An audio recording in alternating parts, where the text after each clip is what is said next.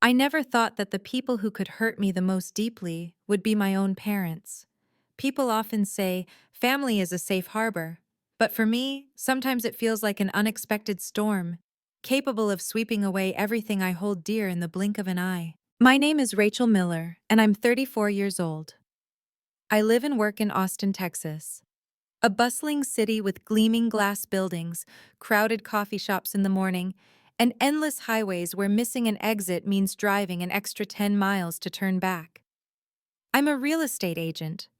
The job keeps me financially stable, but ironically, life has placed me in a situation that even my professional expertise struggles to resolve.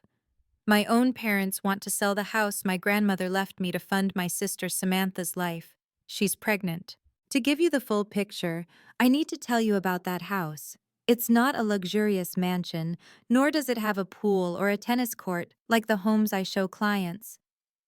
It's an old wooden house on the outskirts of Houston, with a fruit orchard and a long porch featuring a wooden swing where my grandmother, Evelyn, used to sit every afternoon. To outsiders, it's just an ordinary piece of real estate, but to me it's the heart, the soul, the memories of my childhood. Every summer, while the neighborhood kids eagerly awaited trips to Disneyland, I was sent to stay with my grandmother. That house is tied to the smell of freshly baked apple pie, the sound of laughter when I failed miserably at gardening, and the evenings spent listening to her stories of wartime love. She once held my hand tightly and said, "Rachel, always hold on to your kindness, but don't let anyone take advantage of it, not even family, especially family." Back then, I just laughed. I thought she was being overly suspicious. But now, her warning rings in my head like a fateful bell. Grandma Evelyn passed away when I was 29. In her will, she left the house to me. My parents didn't object at the time, nor did they seem to care much. They lived comfortably in a modern two-story house in suburban Austin, with a new SUV and golf club memberships. My sister, Samantha, was busy with her social life, switching jobs constantly. They saw my grandmother's house as nothing more than a weekend getaway of little value. That made me feel even luckier that Grandma entrusted it to me. For the past 5 years, I've driven nearly 3 hours every weekend to visit the house. I fixed the electrical system myself, replaced the plumbing, polished the wooden floors, and replanted the vegetable garden with seeds Grandma left behind. It wasn't just about preserving her legacy. It was my way of talking to her, keeping her alive in every corner. More importantly, it was the only place where I found true peace after being swept up in the whirlwind of work. But life never lets you stay calm for too long. 3 months ago, Samantha announced she was pregnant. It was joyous news for the family, of course. My parents lit up at the thought of their first grandchild. I was happy too, but I couldn't help feeling anxious. My sister had never held a job for more than 6 months. Her boyfriend Tyler was someone she'd known for less than a year, and their cramped rented apartment was hardly suitable for raising a child. I figured my parents would soon ask me for financial help. I braced myself for that. But what happened next was beyond my imagination. It wasn't just about helping with some money. My parents decided, without consulting me, to sell my grandmother's house to buy a new apartment for Samantha. A worthy apartment for a young family, as my mother put it. And my house? You don't use it that often anyway. It's such a waste to let it sit empty. Their words cut like a knife. Imagine this. Everything you've cherished, the place where you poured your childhood memories and love for someone who's gone, suddenly treated like a commodity to be sold for someone else's convenience. And that someone else is your own sister, the one who's always been favored. It's not just unfair, it's betrayal. When I overheard their conversation in the kitchen, it felt like the blood stopped flowing in my veins. My heart trembled with both fear and fury. I remembered the evenings I spent hours watching YouTube to fix old pipes, the times my hands bled while repainting the fence, all the effort, all the love I poured into that house, now reduced to an idle asset that can be converted to cash. The irony is, I'm a real estate agent.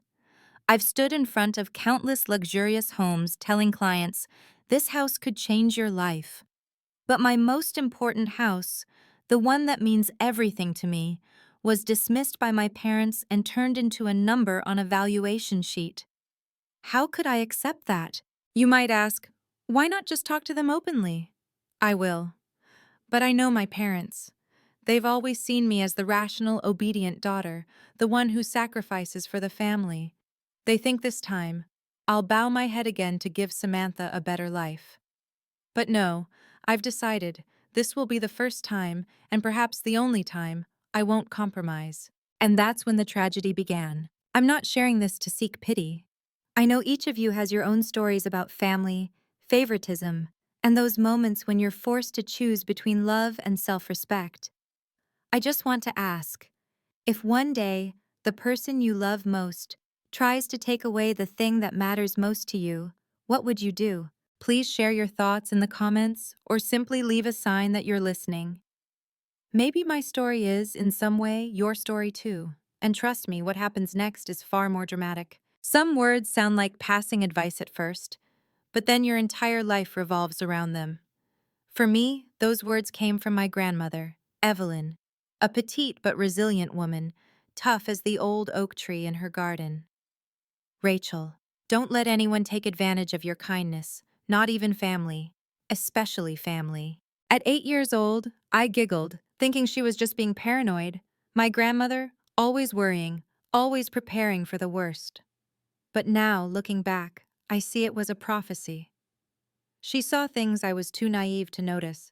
My childhood was split in two, stifling and suffocating in our Austin home with my parents and Samantha, and free and vibrant at my grandmother's wooden house in suburban Houston. I looked forward to summer like a kid waiting for ice cream to melt on their tongue. In Austin, I was the responsible child. I had to give up toys, time, and even my parents' attention for Samantha, the golden child. They told me, "You're older. You need to let your sister have it." I never heard them tell Samantha, "You're the youngest. You need to learn to share with your sister." But in Houston, everything flipped. Grandma Evelyn made me the center of her world. She didn't spoil me with toys or candy, but with trust. She let me decide what to plant, what to cook, even let me hold a knife to peel apples despite my trembling hands. I remember her saying, "Trust is like planting a seed. You have to give it to receive it." If I close my eyes, I can still smell the apple pie baking in her old oven. She taught me how to knead dough, patient as if I were an apprentice baker, not a child still learning to write. Knead it evenly, Rachel. If you press too hard, the dough will toughen. Will it still be edible if it's tough? It's edible, but it won't taste as good. Like people, if you keep pushing them, they'll harden too. I laughed then, not grasping the deeper meaning. Now every time I recall it, my heart aches. She wasn't just teaching me to bake. She was teaching me to understand the world through the language of flour and sweet apples. On sweltering afternoons, we'd sit on the wooden swing. She'd tell me about her youth, a 20-year-old girl working as a secretary in a steel factory during World War II, supporting herself while her husband was at war. You learn that if you don't stand firm, no one will stand for you. What about Grandpa? I asked, eyes sparkling. Your grandpa was good, but he wasn't a savior. We saved each other and got through the tough days together. Her stories made me see love not as fancy dinners or diamond rings, but as two people sharing a dry piece of bread during stormy days. What I remember most is how she kept saying, especially family. I'd scrunch my face. Grandma, why family? Isn't family the one place we can trust the most? She looked at me, her blue eyes gleaming with experience. Because you love them, you're most vulnerable to them. A stranger trying to take advantage, you can suspect them. But family with just one phrase, for the family, you'll soften. And kindness that's too soft breaks easily. Back then, I brushed it off, thinking she was too harsh. I didn't know she was handing me the key to survival for the future. As I grew older, those summers became even more precious. Samantha was still pampered in Austin, while I willingly returned to Grandma. My friends went to the beach, but I buried myself in the scent of garden soil and wood paint. I didn't feel deprived. I felt free. Grandma Evelyn grew frail over time. I remember one time she coughed violently but still tried to stand and bake. I panicked. "Grandma, rest, let me do it." "No, you need to learn. One day I won't be here, and you'll have to take care of yourself. I hated those words. I hated the idea of her leaving me. But it became reality when I was 29. Her funeral was the only time I saw my parents and Samantha without excuses. They were silent because everything worth saying, Grandma had already left for me, both the house and her wisdom. In her will, she left the house to me, along with a handwritten letter. Rachel, this house is not just walls and a roof. It's a part of you. I'm leaving it to you, not because you're the eldest granddaughter, but because you know how to love it. Cherish it, protect it, and if you must let it go, make sure the next person loves it too. I cried until I had no tears left reading that letter. My parents didn't object, and Samantha didn't care. They just said, "Good, you'll have a place for weekend picnics." I thought that was the end of it. But life is never that simple. Years later, every time I returned to Grandma's house, I heard her warning echo. Don't let anyone take advantage of your kindness, especially family. I never expected that my parents, the ones who were supposed to protect her memory, would be the ones raising a knife against it. If they had just asked for financial help, I wouldn't have refused. But treating that house as a commodity to fund Samantha's life, that's no longer help, that's theft. As memories of those summers with Grandma flooded back, I knew I couldn't let it become a down payment for a city apartment. That night, after overhearing my parents' plan to sell the house, I sat dazed on the wooden porch, staring at the pitch-black Texas sky. I wished Grandma were still here to guide me. But then I realized she had prepared me for this long ago. She taught me how to stand up, how to set boundaries. Maybe it was time to apply that lesson even with my own parents. And I knew the real battle was just beginning. People often say every child in a family is loved equally. If anyone believes that's the universal truth, I'd give them a day in my house to see equality in action. Trust me, after half an hour at dinner, they'd need extended leave for therapy. I have a younger sister, Samantha. To my parents, Samantha is like a sparkling jewel. Not always useful, but always shown off to friends. I, on the other hand, am the old clock. Expected to run on time, reliable, rarely complaining, and if something goes wrong, Rachel can handle it.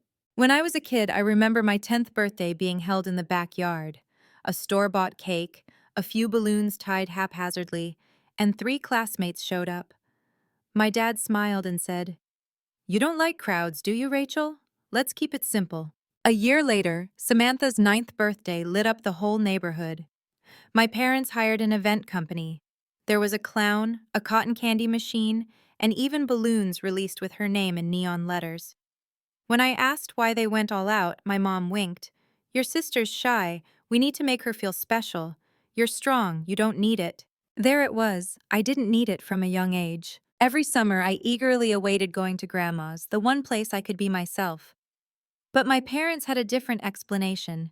"You're exhausting to take care of, Rachel. You can manage on your own, so go to Grandma's. Sam needs us. She's still young." In reality, the beach trips and Florida tours always included Samantha and my parents.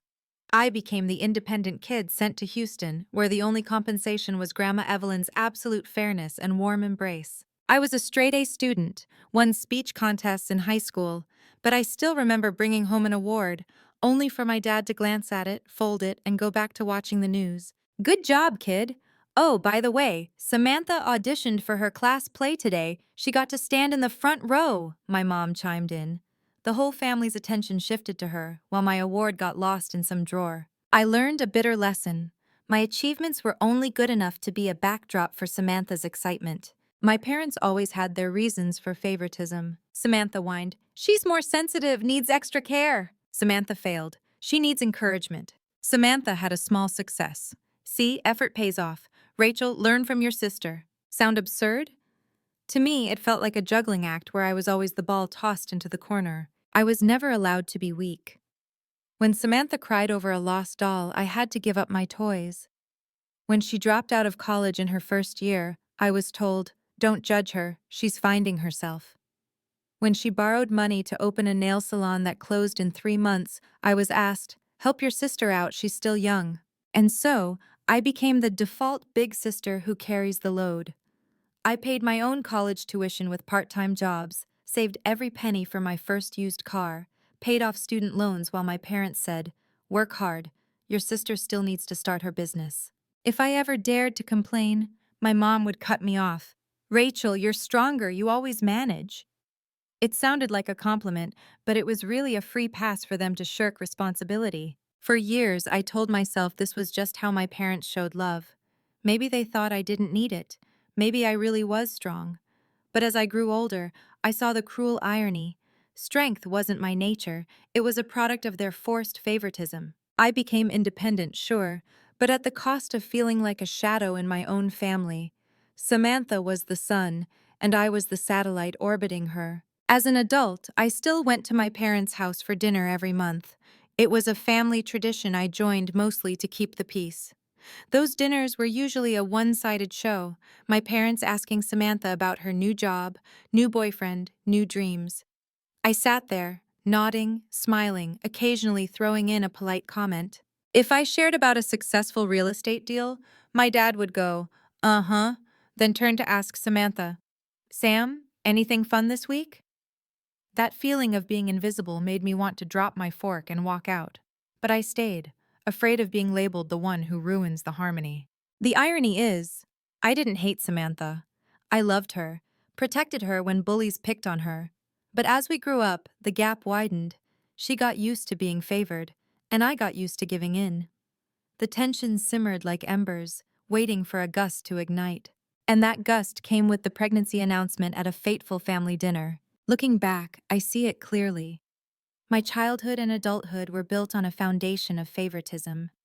It didn't break me, but it turned me into someone who always had to be strong, always had to yield. The role of the big sister who carries the load was about to face its biggest test, when my grandmother's house, the only thing truly mine, suddenly became the solution for my sister's future. I still remember my parents' glowing eyes when Samantha announced her pregnancy. It was as if they'd found a reason to turn everything into for the family, and I knew that reason would soon come knocking, demanding my sacrifice. Only this time, I wasn't sure I wanted to play the big sister who carries the load anymore. Some family dinners start as familiar rituals, but end like an explosion that shatters the fragile balance. I experienced one such dinner. A night that in a few short seconds changed the course of my life and gave my parents a reason to see every sacrifice as obvious. It was a sultry Sunday evening in May in Austin. The rain had just stopped, the roads still steaming, and I drove nearly an hour to my parents' house. As soon as I stepped inside, I heard Samantha's cheerful laughter echoing from the kitchen. Tyler, her boyfriend, was there too, his soft voice trying to prove he belonged at the table. My parents treated them like royalty. Dad was grilling steaks in the backyard, flipping them while boasting about reserving a table at a fancy French restaurant to celebrate a special occasion. I frowned slightly. What occasion? Before I could ask, Mom thrust an apron at me. "Rachel, help me set the table. Your sister and Tyler have had a long day. Let them rest." I laughed sarcastically to myself. Long day, laughing and sipping wine? But as usual, I kept quiet. Everything felt familiar. Red wine, appetizers, conversation revolving around Samantha, her new painting class, Tyler's raise, and my parents nodding and praising her endlessly. I sat there, cutting my steak, listening quietly, telling myself, at least they won't bring up my house today. But I underestimated my family's knack for scripting drama. When dessert, apple pie, was served, Samantha suddenly put down her fork, clasping her hands in front of her chest. Her face glowed, eyes sparkling, voice trembling but theatrical. "I have some exciting news." All eyes turned to her. I could guess the next scene but stayed silent. Tyler took her hand, squeezing gently. Samantha took a deep breath and announced, "I'm pregnant." The room fell silent for half a second, then erupted. Mom shrieked, tears in her eyes, jumping up to hug Samantha. Dad dropped his utensils, beaming. "My little girl, oh my gosh, finally a grandchild to hold." Tyler smiled awkwardly, both happy and nervous. I sat there, my heart slowing, as if an invisible hand gripped it. I was genuinely happy for her. A new life is always a miracle. But at the same time, I knew, from this moment, the favoritism would multiply tenfold. I forced a smile, raised my now tasteless wine glass, and congratulated them. Samantha turned to me, her face radiant but her eyes hinting at a challenge. "You're gonna be an aunt, Rachel. Will you love my baby?" A sweet question on the surface, but I heard it as a power move. "The family will revolve around me even more." I replied, "Of course. I always want you to be happy." My words sounded sincere, but a warning bell rang in my head. The rest of the dinner was a flurry of excited planning: how to set up the nursery, which hospital to choose, what car to buy for the mom to be. Every question centered on Samantha. When I tried asking Tyler about their financial plans, Dad cut in. "Rachel, you're always too practical. Your sister's young, let her enjoy this. The family will handle the money." The family will handle it. Those 3 words sent chills down my spine. I knew what it meant. I'd handle it. My grandmother's house had likely already appeared in their minds as a convenient safe. I sat there, watching them chatter excitedly, a mix of emotions swirling: joy, worry, and an ominous feeling. I remembered Grandma's words: "Don't let anyone take advantage of your kindness, especially family." And I realized that moment had arrived. While my parents painted a picture of a perfect home for Sam and the grandkid, I saw the shadow of my grandmother's house looming like a sacrificial lamb. They'd see it as the most logical solution. I glanced at Tyler. He smiled, nodding along with my parents, but his eyes flickered with unease. He didn't object or affirm. His silence spoke volumes. He knew but chose to stay out of it. I wondered, did he truly love Samantha, or was he an opportunist who found a safety net? As the family raised glasses for another toast, Mom turned to me, her voice full of enthusiasm. "Rachel, you see how big this is? It's a turning point. The family needs to come together. You're the older sister, stable. You'll help Sam get a proper place for the baby. Grandma would agree, wouldn't she?" I froze. Just minutes after the pregnancy announcement, they were already planting the idea that the responsibility was mine. A sarcastic thought hit me. Impressive! A record-breaking sprint from good news to invoice in 15 minutes. That night, driving away from my parents' house, I felt heavy. I knew a storm was coming, and I knew if I wasn't prepared, I'd be swept away like so many times before. But this time, things would be different. If you're finding my story gripping, comment why. If you think this is just a typical family drama, comment N. I want to know your perspective because, in the next chapter, the truth in the kitchen will take things far beyond typical. They say what happens behind closed doors often matters more than what you see in plain sight. I never believed that, until the night I overheard a conversation in my parents' kitchen. From that moment, the image of family in my mind cracked beyond repair. That dinner ended late. Samantha was still babbling about plans for her unborn child, while Mom nodded, eyes sparkling as if Samantha had just announced winning the lottery. I excused myself to use the bathroom. On my way back to the living room, I passed the kitchen. The yellow light spilled through the door crack, along with my dad's voice. I didn't mean to eavesdrop, but when my name came up, my feet froze. "I think we should sell the Houston house. The market's good. We could get a high price." My heart skipped a beat. The Houston house? He meant my house, the one Grandma left me. Mom lowered her voice, but I caught every word. "It makes sense. Samantha's having a baby. They can't stay in that tiny apartment forever. They need a spacious, decent place. That house sits empty most of the week. Rachel only goes there occasionally." I gripped the hallway railing. It was clear. They saw my house as communal property, something to trade for Samantha's future. As if my effort, my memories, and Grandma's love were just an idle sum of money. Dad continued, his voice full of reasoning. "Rachel will understand. She's always sacrificed for the family. If we phrase it right, she'll agree." Phrase it right. Those 2 words made me nauseous. They didn't see me as the legal owner, but as a child to be convinced to give up her toy. I stepped back, my mind reeling. Images flooded in. Me at 17, crying while learning to make apple pie with Grandma. Me hunched over, fixing the plumbing the first time I cleaned the house after her passing. Me smelling fresh wood as I varnished the floors. Each memory stabbed my heart. And now, it was all reduced to a real estate equation. How much money? How many bedrooms? I heard Mom sigh. "I'm just worried Rachel might react. She's been attached to that house for years." Dad replied instantly. "You worry too much. She's always been the rational one. She'll do what's right for the family." Doing what's right in Dad's dictionary always meant taking the loss for others. I felt like I wasn't their daughter anymore, just a walking wallet, ready to be opened for the greater good of the family. Mom whispered, her voice tinged with excitement. Maybe after dessert tonight we bring it up. Just say it's for the baby. Rachel will soften. My heart pounded. I felt like a defendant awaiting a verdict. The crime, not sacrificing enough. The punishment, losing the only thing that's mine. My whole life, I'd been used to being overlooked, but I never thought they'd blatantly scheme over my legal property. No discussion, no consent, just an assumption I'd nod along. If you want to hear more stories and struggles like mine, and feel empathy for them, you can check out my previous videos on this channel. In that moment, I realized my parents' love for me was always conditional. Conditional on my compliance, my sacrifice, my willingness to give everything to Samantha. I accidentally made a small noise. The kitchen conversation stopped dead. I steadied myself, walked in with a forced smile. Need help with dessert, Mom? She turned, startled, then quickly regained her cheerful mask. Oh no, we're good, honey. Go sit, the pie's almost ready. I nodded, walked away, but inside a storm was brewing. I knew they'd bring up their plan soon, wrapped in sweet words. That night, driving back to Austin, I felt like a sleepwalker. The highway stretched endlessly, car lights flashing, but one thought consumed me. I won't let them take that house. Anger mixed with pain. Grandma left it to me, trusting I'd cherish it.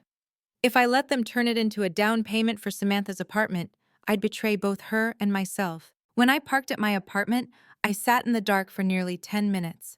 I knew I'd just entered the biggest battle of my life, a battle not with strangers, but with my own parents.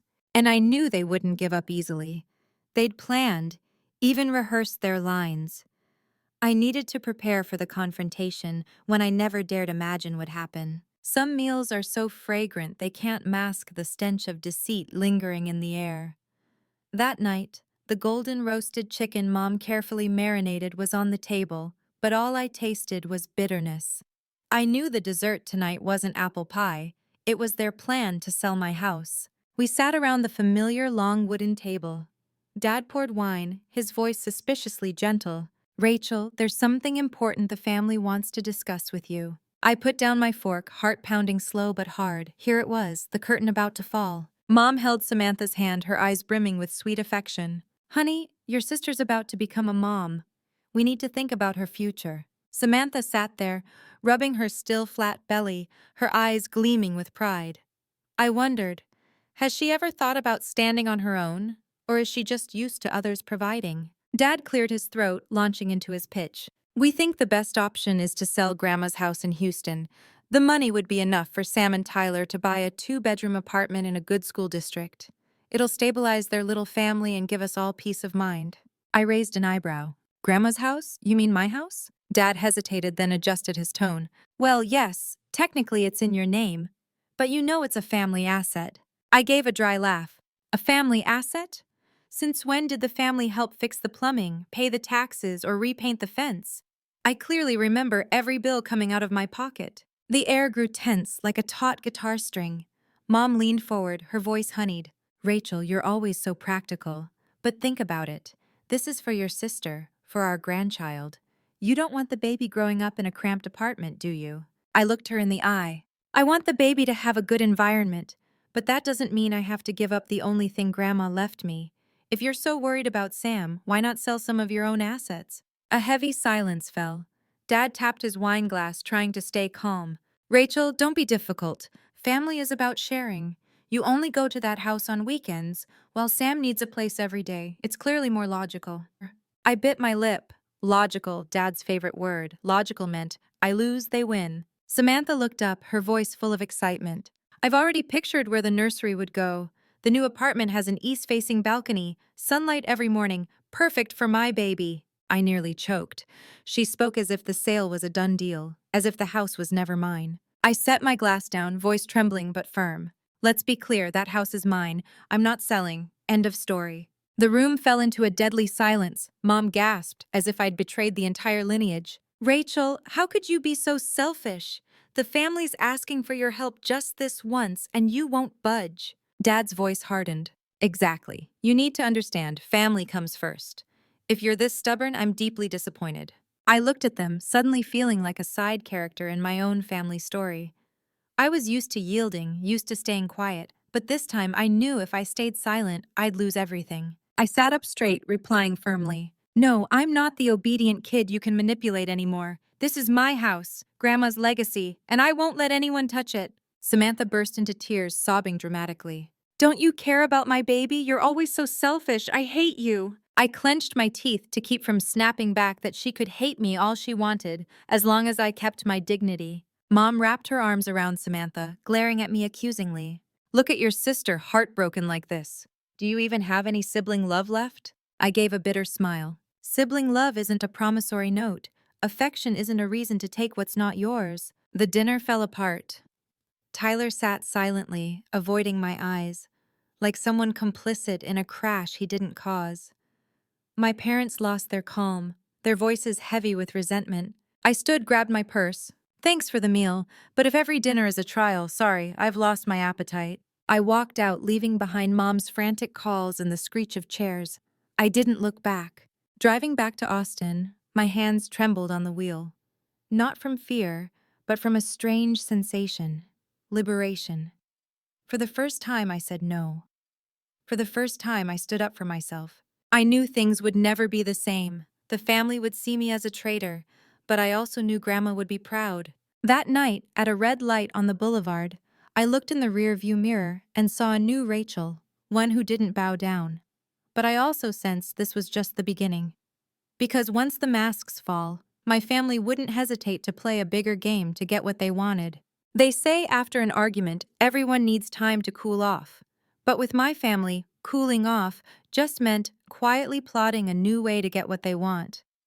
I was naive to think that explosive night would make my parents back down. In reality, it was just the opening act. A week later, I got a text from a colleague in real estate. "Rachel, heard your grandma's house in Houston is having an open house? True? Want to confirm so we don't clash schedules?" I froze. I hadn't mentioned selling to anyone except during that fiery fight with my parents. Yet now rumors were circulating in the industry. I called back immediately. "Where'd you hear that?" "Oh, a broker friend of your dad's. He asked if I had clients interested in suburban homes." I gripped the phone, my palms sweating. So they'd actually taken action. I called Dad, trying to keep my voice calm. "Dad, I heard you contacted a broker about the Houston house?" A few seconds of silence, then he said casually, "Yeah, I was just checking the market price. No big deal. Why so tense?" "Tense? It's my house. What gives you the right to act without me?" He chuckled, his tone bitter. "You're always so hung up on paperwork. Family isn't a corporation splitting shares. We're doing this for Sam, for your niece." The same old refrain. For the family. I bit my lip, knowing further talk was pointless. A few days later, I drove to Houston as usual. As I pulled up to the gate, I noticed something off. The front door wasn't locked. I pushed it open and nearly dropped my keys. On the kitchen table was a stack of real estate brochures and some scribbled notes in Mom's handwriting. "Master bedroom, bright, could be a nursery. Backyard, potential for a pool." My heart sank. They'd snuck in, using the spare key I'd foolishly let them keep from when they helped me move years ago. They weren't just checking anymore. They'd turned my house into a family project without the owner's consent. I sank into a chair, furious and numb. Grandma once said, "Once a boundary is crossed, you must rebuild it immediately, otherwise they'll keep stepping over it." Her words cut like a knife. I called Mom, my voice choking. "When did you go to the Houston house?" She feigned surprise. "Oh, you found out? I just stopped by to check if anything needed fixing. Don't make a big deal." "A big deal? It's my house. What right do you have to bring brokers in?" She sighed, slipping into her suffering mother tone. "Rachel, why are you so possessive? I just want what's best for your sister. That house sits empty. It's a waste. You only go there on weekends while Sam needs it daily." I gripped the phone, suffocating. Never had I felt so stripped of my rights. That afternoon, I got another text from an unknown number. "Hello, I'm a broker. Your family gave me permission to view the Houston house this Saturday. Please have it ready." My family gave permission. I let out a dry laugh. I, the legal owner, was being notified like a hired caretaker. The humiliation made me shake, torn between tears and screams. That night, I could not sleep. I thought of everything. Summers with Grandma, her letter, the sweat I poured into every brick.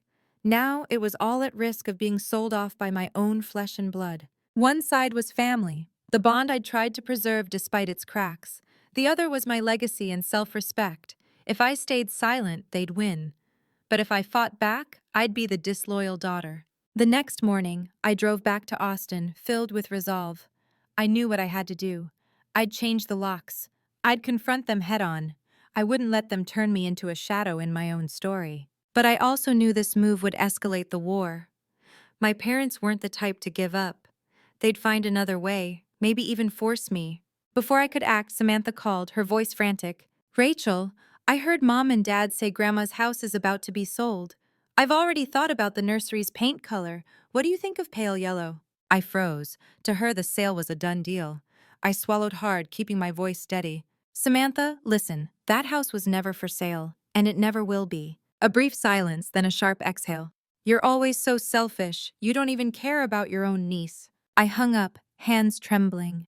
In this script, I'd already been cast as the villain blocking the family's happiness. That night, in my small Austin apartment, I stared at the deed to Grandma's house. The cold document was my only weapon proving the truth. My family had crossed every boundary, and I knew, if I didn't fight back, they'd take everything. They say someone backed into a corner reveals their true strength. I think differently. Someone backed into a corner by their own family reveals their strength faster because they have nothing left to lose but their self-respect. I'd reached that limit. After discovering my parents had secretly brought brokers to Grandma's house, I spent a night consumed by rage. I wanted to scream at them, report them for trespassing, even cut all contact. But as dawn broke, my anger gave way to cold clarity. I couldn't just react and stay on the defensive. If I kept reacting, I'd always be at their mercy. There was only one way to take control. I had to act first. As a real estate agent, I knew the market was hot. Suburban Houston homes were skyrocketing as city dwellers sought quiet retreats. I also knew the process inside out. Appraisals, photos, listings, negotiations. My parents might have a spare key, but I had something they never would: expertise and industry connections. I told myself, if this house must be sold, it'll be on my terms, not to give in to them, but to decide who's worthy of it. It was the boldest decision of my life, to sell Grandma's house my way. Honestly, the thought of selling made me tremble. It felt like betraying Grandma. But then I remembered her letter. If you must let it go, make sure the next person loves it. She didn't bind me to keep the house forever. She gave me the power to choose. And I chose to sell, not to fund Samantha's dreams, but to hold on to my agency and dignity. On Monday morning, I walked into my company's office and headed straight to Darren, the brokerage director and a longtime friend. "Darren," I said firmly, "I want to list my house. I need to sell fast, but I'll be selective about buyers." He raised an eyebrow, surprised. "The Houston house? I thought you were so attached to it." "I am, but it's time to decide its fate myself." Darren didn't pry. He knew when I made a decision, I had deep reasons. We quickly discussed strategy, professional photos, highlighting the historical value, emphasizing the orchard and wooden porch, the soul of the house. 3 days later, the house was photographed from every angle. I looked at the images on the screen. The kitchen with Grandma's old oven, the living room with the armchair I'd napped in, the porch with the wooden swing. My heart ached, but I also felt relief, as if I was finally writing the next chapter of Grandma's legacy. I deliberately priced it slightly below market to attract buyers, but set conditions. No public open house, only pre-qualified buyers, and I had to be present for every showing. That was my way of keeping my family from finding out too soon. While I was busy preparing, my parents kept calling and texting. "Rachel, have you thought it over? The family needs you to sacrifice just this once. Your sister's worried. Do you really want her to be upset?" I replied curtly, "I need time." Just enough to keep them from suspecting, but enough for me to move forward. When the listing went live on the MLS, multiple listing service, that Friday morning, it felt like launching a rocket. No turning back. My phone buzzed non-stop. 6 buyers scheduled showings within 24 hours. I arranged them carefully to avoid overlapping with my parents' activities. The sense of control made me stronger than ever. That evening, alone in my Austin apartment, I looked at the draft contract on my table. Part of me felt relieved for taking charge. Part of me felt guilty, as if I was betraying Grandma's memory. But I reminded myself, no, this wasn't betrayal. It was the only way to protect the house's value from being turned into a tool for favoritism. If anyone was to blame, it was my parents and Samantha for pushing me down this path. Still, I couldn't shake the fear. What would happen if my parents found out I'd sold the house behind their backs? They'd see it as absolute betrayal. They might even cut ties completely. But then I recalled that explosive night. What ties were left to lose?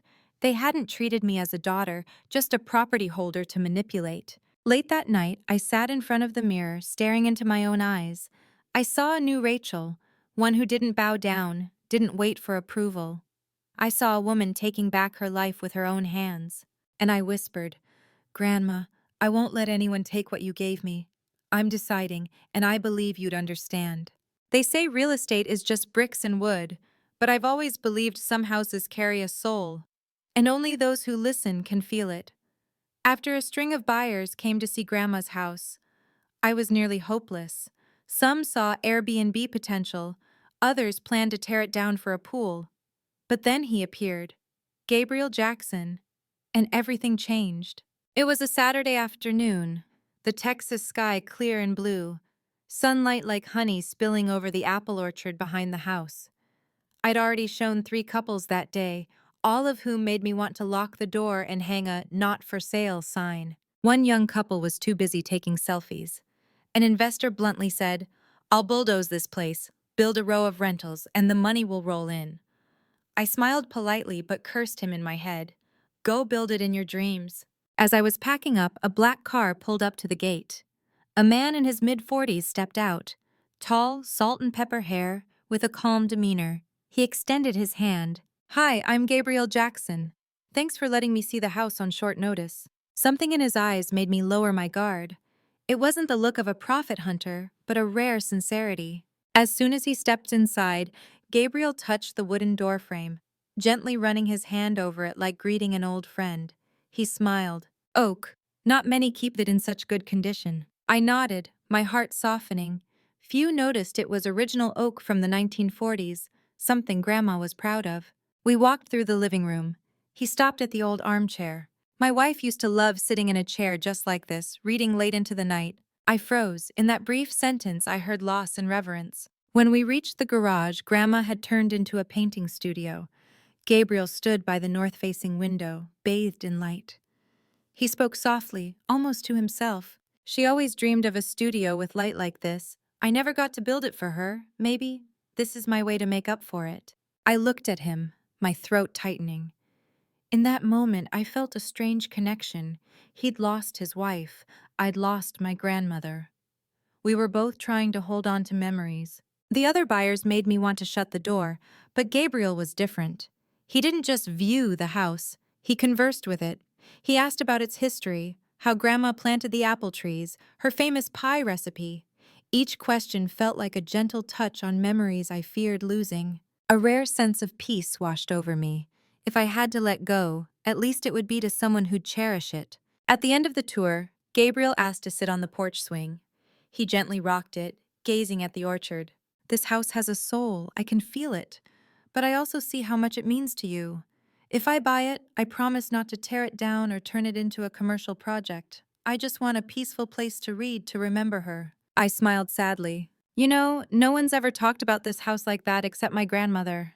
He turned to me, his eyes sincere. "If I live here, you'll always be welcome. It can still be your home in a different way." I didn't need to hear more. In my heart, the decision was made. Gabriel was the person Grandma wanted me to find, someone who valued the legacy, not a plot of land to exploit. As he left, he shook my hand again. "Thank you, Rachel. I'll contact the agent with a formal offer. Hope to see you soon." His hand was warm, his grip firm, not like the fake handshakes of investors I'd met. I stood on the porch, watching his car disappear. My heart was both light and heavy. I knew I was about to let go of the place that held my childhood. But I also knew, to keep my dignity, I had no other choice. In my head, I heard Grandma's voice. If you must let it go, make sure the next person loves it. I believed I'd found that person. But another thought crept in. What would happen when my parents found out I'd sold the house without telling them? I pictured the storm coming. Mom's tears, Dad's rage, and Samantha. She'd surely play the dramatic victim, blaming me entirely. I swallowed hard.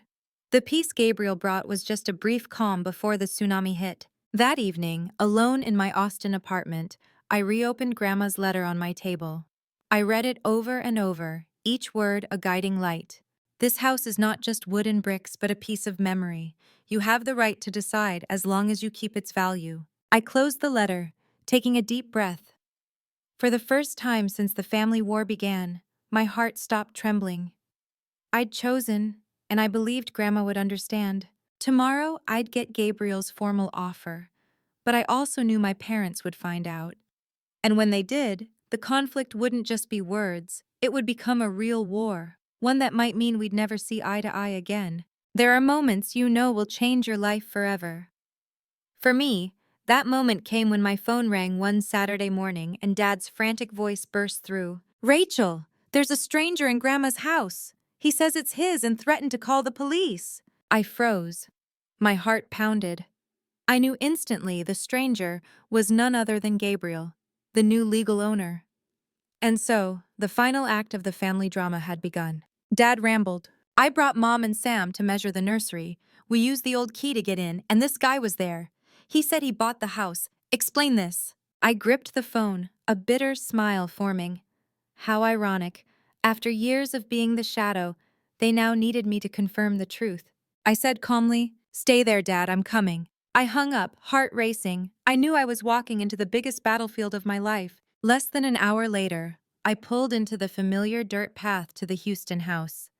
The scene before me made me want to laugh and cry. My parents' SUV was parked right at the gate. Samantha sat in the car, tears streaming like a character in a cheap soap opera. Dad was arguing heatedly with a police officer, arms flailing. Mom sat on the steps, her face full of drama, like the heroine of a tragedy. And Gabriel, calm, composed, stood by the police car, arms crossed, watching the scene like an over-the-top comedy. Everyone fell silent as I stepped out of my car. "Rachel," Dad shouted, his voice a mix of relief and command. "Tell them, this is your house, we have a right to be here." All eyes turned to me. I took a deep breath. This moment felt like standing before a jury, but this time I was the judge, not the accused. I spoke slowly, clearly. "No, this isn't my house anymore, I sold it. Mr. Jackson here is the legal owner." The air froze. Samantha stopped crying, eyes wide. Mom's mouth fell open, speechless. Dad's face turned red, stammering. What did you say?" I emphasized each word. "I sold it 2 weeks ago. The paperwork's done. Mr. Jackson's name is registered with the county. Dad, Mom, Sam, this place has nothing to do with us anymore." The officer glanced at Gabriel, then nodded in confirmation. "No way," Dad roared. "You betrayed your family. You had no right." I gave a faint smile. "No right? That's strange. Because the only name on the deed was mine. Who paid the taxes, fixed it up, maintained it for 5 years? You sure it was you?" Mom cut in, her voice trembling. "Rachel, you've torn this family apart. We needed that house for Sam, for our grandchild. How could you be so selfish?" I looked straight at her, voice calm. "Selfish is treating someone else's property as your own. I only did what Grandma trusted me to do, decide the house's fate." The officer cleared his throat, clearly annoyed at being dragged into a family drama. "Mr. and Mrs. Miller, the situation's clear. Mr. Jackson is the legal owner. If you try to enter without permission again, we'll have to treat it as trespassing." Gabriel nodded gently. "I won't press charges as long as they leave now and don't return without permission." The officer looked at my family, then at me. I nodded in agreement. Dad stood rigid, face flushed, while Mom shakily stood, glaring at me with resentment. "You've cut ties with this family. Don't expect to come back." Samantha exploded, storming out of the car, pointing at me. "You ruined everything! You're jealous of me, so you stole my baby's chance. I'll never forgive you." Dad held her back, pushing her into the car. Her sobs and the slam of the door echoed through the garden. As their car drove off, a strange silence settled. For the first time in months, I breathed easily. Yes, the family bond had shattered, but I'd also broken free from chains. Gabriel approached, placing a hand lightly on my shoulder. "You did the right thing. This house will be cherished, I promise." I nodded, throat tight. Driving back to Austin, I cried like rain. Not for losing the house, but for losing my family in the truest sense. Yet through the tears, I saw light. For the first time, I stood up for myself. Grandma once said, "Don't let anyone take advantage of your kindness, especially family." Today, I'd done it. But I knew this wasn't the end. My family wouldn't stay silent. They'd find another way, maybe lawsuits, maybe emotional blackmail. And I had to prepare for the next battle. A battle not about the house anymore, but about control over my life. They say a cold war is when no one speaks, just tense silence killing the relationship. My family turned that into an art form, silent yet striking from afar. No guns or bullets, just letters, texts, and a network of nosy relatives ready to spread any rumor. 3 days after the police confrontation, I received a thick envelope with Dad's name scrawled in the corner. Just seeing his messy signature told me this wasn't an invitation to a picnic. Inside was a letter, its tone absurdly formal. "Rachel, as a family member, you have a duty to hand over the proceeds from the house sale for the common good. We all agreed the money would go to Samantha and the baby. If you refuse, you're placing yourself outside this family." I read it, torn between tears and laughter. Agreed? Apparently, in my family, agreement meant a secret meeting of three, excluding me, then deciding for me. Then came the barrage of texts. Mom went for the suffering mother approach. "Rachel, you've made your sister cry all night. Do you really want your niece born into instability? I believe you'll reconsider. You're not that cold-hearted." I scrolled through, feeling like I was reading a script for a B-movie. If there were an award for most tragic lead actress, Mom would take the gold. Samantha played the betrayed sister role to perfection. "Don't you care about my baby? You're so selfish, only caring about your stuff. My whole life I've given in to you. Can't you give in to me just once?" That last one made me laugh out loud. Given in to me? Really? If there were an Oscar for rewriting history, Samantha would win by a landslide. Then the relatives started calling. My aunt sighed. "Rachel, I heard you sold the house and kept all the money, abandoning your parents and sister? Why would you do that?" A cousin texted, "You were a bit harsh. It's family. Sharing a little wouldn't hurt." I could almost see my parents pulling the strings, planting rumors like sowing seeds. And those seeds sprouted fast, turning me into the traitorous daughter who hoarded money. At first, I was so angry I wanted to write a 3-page email debunking every rumor. But then I stopped. I remembered Grandma's words. "Don't let anyone take advantage of your kindness. Don't let guilt control you." If I dove into defending myself, it'd be admitting fault. They wanted me on the defensive, justifying myself. But I wasn't that obedient Rachel anymore. So I chose silence. Silence wasn't surrender. It was conserving energy for bigger battles. Still, I won't lie. Some nights, I lay awake wondering if I'd gone too far. Maybe I could have given Samantha some money as support for the baby. Maybe I should have compromised to keep the relationship. But in those weak moments, images came back. My parents sneaking into the house, notes on the kitchen table, planning a nursery in Grandma's room. I remembered the humiliation of reading their demand letter, written like a boss scolding an employee. And I knew, no, I wasn't wrong. They were for forgetting respect. While my family branded me a traitor, work was going well. I closed a big deal in Austin, earning praise from my boss. Ironic. With strangers, I was trusted, celebrated. With my own family, I was the enemy. I often wanted to share that joy with Mom, like when I was a kid. But then I'd recall the accusatory texts, the malicious rumors, and I realized some worlds would never intersect again. In moments of doubt, I'd reread Grandma's letter, each word soothed. "Rachel, you must learn to stand up for yourself. Kindness doesn't mean unconditional sacrifice. The more you give in, the more they expect you to. Remember, true love comes with respect." That letter kept me grounded. When the phone rang with Mom or Dad, I let it ring, a reminder that silence is power too. A week later, Dad sent another letter, longer and harsher. "If you don't transfer the money to the family within 14 days, we'll have to resort to legal action. Think carefully. This is your last chance to make amends." I set the letter down, taking a deep breath. In Dad's eyes, keeping my legal property was a mistake, while their scheming behind my back was family duty. That logic only exists in the Miller family dictionary. This Cold War was no longer just silence. It had become a siege of letters, texts, and rumors. But I didn't waver. I knew I needed to prepare for the next step, and unexpectedly, help would come from a source no one anticipated. Tyler, Samantha's boyfriend. Some meetings start with suspicion but end up unveiling long hidden truths. My meeting with Tyler, Samantha's boyfriend, was just that. I'd seen him as a silent accomplice, watching my family push me off a cliff. But that day, he reached out, and what he revealed made me see everything in a new light. The text came on a Thursday afternoon. "Rachel, I know you don't want to hear from me, but I need to talk, just once. Cornerstone Cafe, 7 p.m. Tyler." I reread it, my mind racing with questions. What did he want? Another plea to think of the baby? Or had my parents sent him as a peace envoy? I nearly deleted it, but curiosity won. I wanted to hear what he could say without Samantha or my parents present. Cornerstone was a cozy cafe, warm yellow lights, the smell of roasted coffee mixed with a hint of pastries. I walked in and saw Tyler in the corner, tense, hands clasped tightly. "Thanks for coming," he said, his voice softer than usual. I sat across from him, arms crossed. "You've got 5 minutes, go!" He took a deep breath. "Rachel, I know things have gone too far. I don't agree with how your parents are handling this. And honestly, I never wanted to take that house." I raised an eyebrow, skeptical. He continued, "I have a stable job in IT. My salary covers our current apartment. We're not rich, but we're not desperate. I've even started saving for a down payment on a small apartment. I want to provide for my family myself." My heart stirred.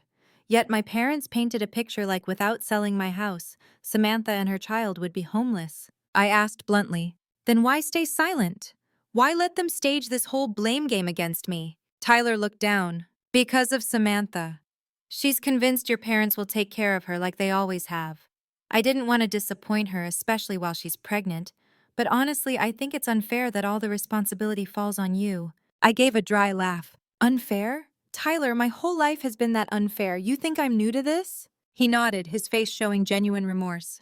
"I figured, but I want you to know, you're not heartless. You're just protecting what's yours." He paused, then continued, "I also found something out. Your parents aren't financially strapped.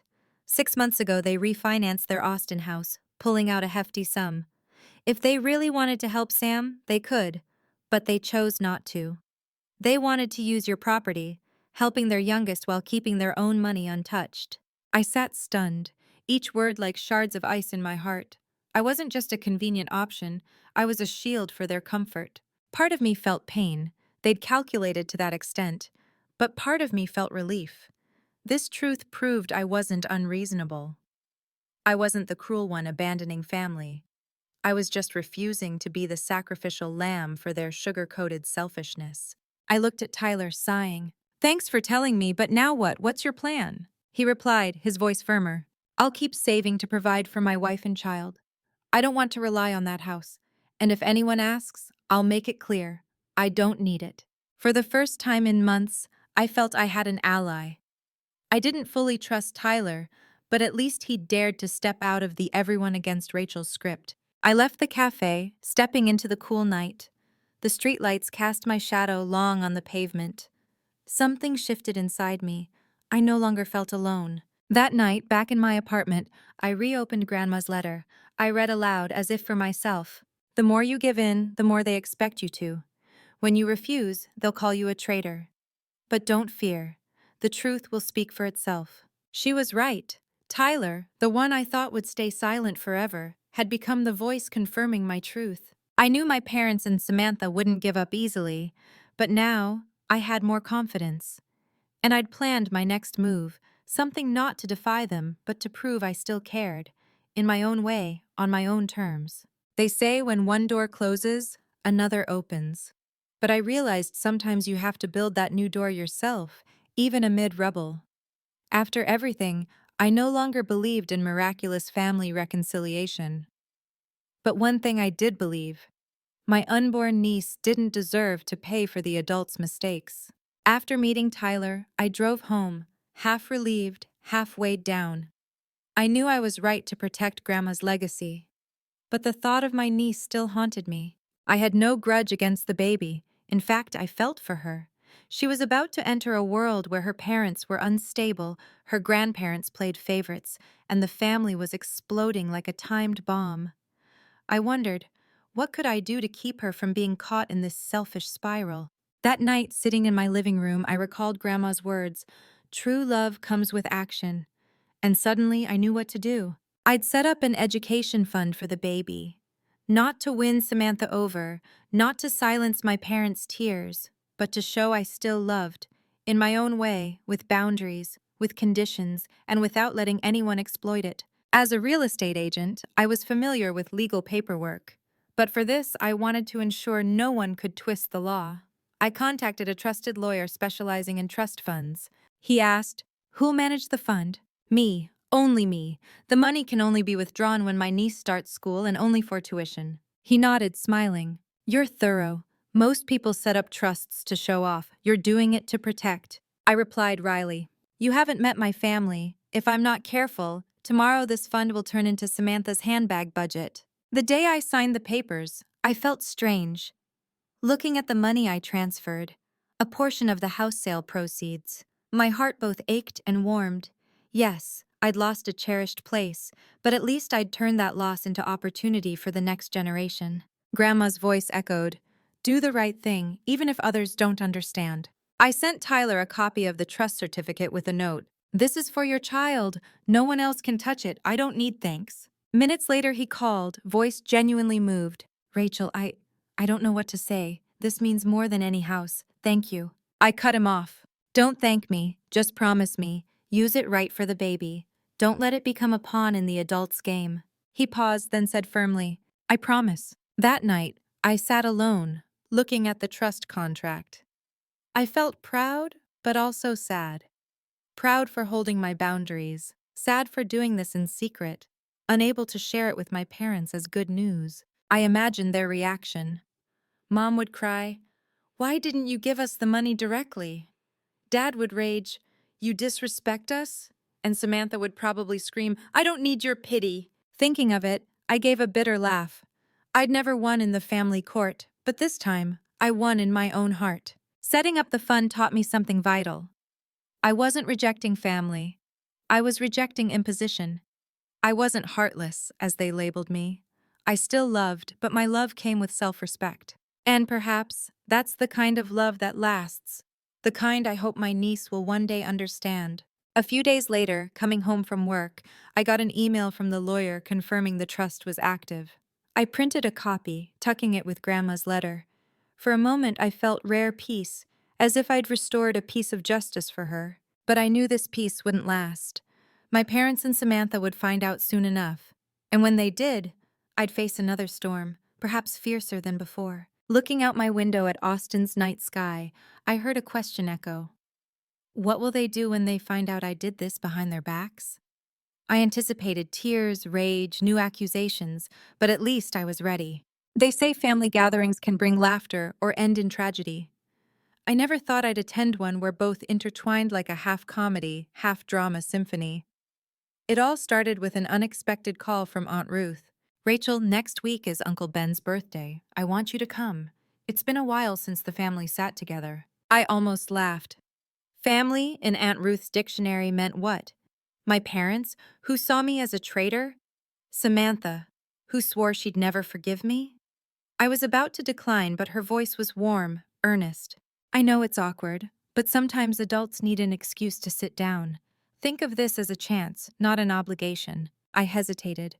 Deep down, I still wanted to see my unborn niece, to find proof that after everything, there was still something to hope for, so I agreed. That evening, I wore a simple navy dress, telling myself I'd play the polite guest. But stepping into Aunt Ruth's living room, I felt dozens of eyes on me. Dad stood by the bar, face feigning calm but eyes cold. Mom was helping Aunt Ruth set out food, freezing when she saw me, dropping a spoon. Samantha sat on the sofa, her pregnant belly prominent, with Tyler beside her.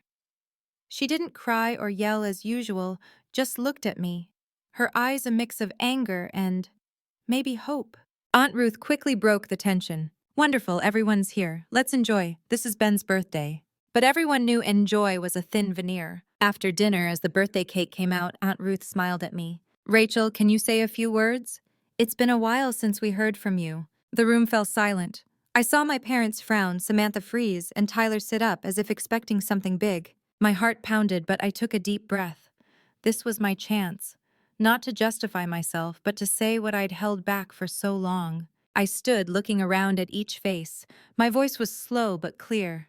I know you expect me to apologize or explain, but today I won't. I just want to share something Grandma taught me. Family only exists with respect for boundaries. For so long, I've been called selfish, a traitor, for not sacrificing. But love isn't unconditional sacrifice.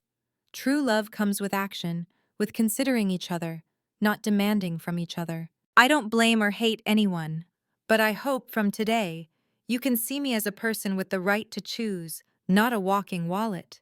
And more importantly, I hope the baby coming into this world grows up in a family that respects each other, not one built on imposition. I paused, my voice catching.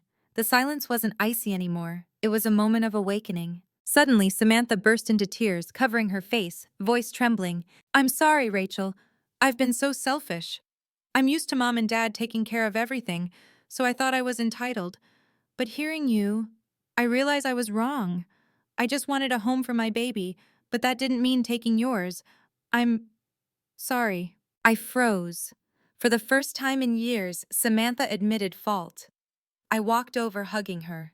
In that moment, the thickest ice in my heart cracked. Dad turned away, pouring more wine, his face flushed.